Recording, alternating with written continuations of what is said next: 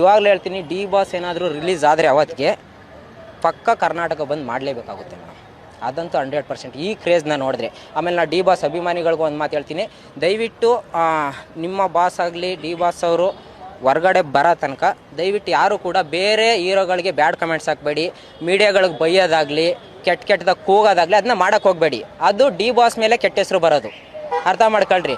D ಬಾಸ್ಗೆ ಜೈಕಾರ ಹಾಕಿದ್ರೆ ಬಂದ್ರೆ movie ನೋಡಿದ್ರೆ ನಿಮ್ಮ ಬಾಸ್ ಬರೋ ತನಕ ವೆಯ್ಟ್ ಮಾಡಿ, ಬಂದಮೇಲೆ ಇನ್ನೂ ಹಬ್ಬ ಮಾಡೋಣ ಅಂತ ಹೇಳ್ತೀನಿ ಮೇಡಮ್. ನೋಡಿ, ಕರಿಯ ಎಷ್ಟು ವರ್ಷ ಆದಮೇಲೆ ರಿಲೀಸ್ ಆಯಿತು. ಈ ಥರ ಈ ವಾರ ರಿಲೀಸ್ ಆಗಿರೋ ಮೂವಿಗಳಿಗೆ ಜನಗಳಿಲ್ಲ.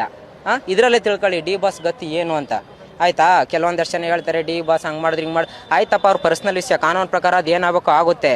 ಬಟ್ ಡಿ ಬಾಸ್ ಸಂಪಾದನೆ ಮಾಡಿರೋದು ಏನು ಹೇಳಿ? ಅಭಿಮಾನ. ನಿಂತ್ಕೊಳ್ರಿ ನೋಡೋಣ, ಇಂಡಸ್ಟ್ರಿಲಿ ನಿಂತ್ಕೊಳ್ಳಿ, ಆಪೋಸಿಟ್ ಡಿ ಬಾಸ್ ಆಪೋಸಿಟ್ ನೋಡೋಣ.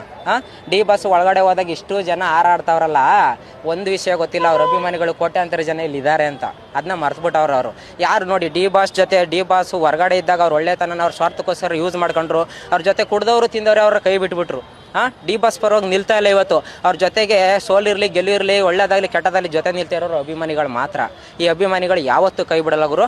ಅಭಿಮಾನಿಗಳು ಅಂತಿದ್ರೆ ಡಿ ಬಾಸ್ ಅಭಿಮಾನಿಗಳ ಥರ ಇರ್ಬೇಕಂತ ಹೇಳ್ತೀನಿ.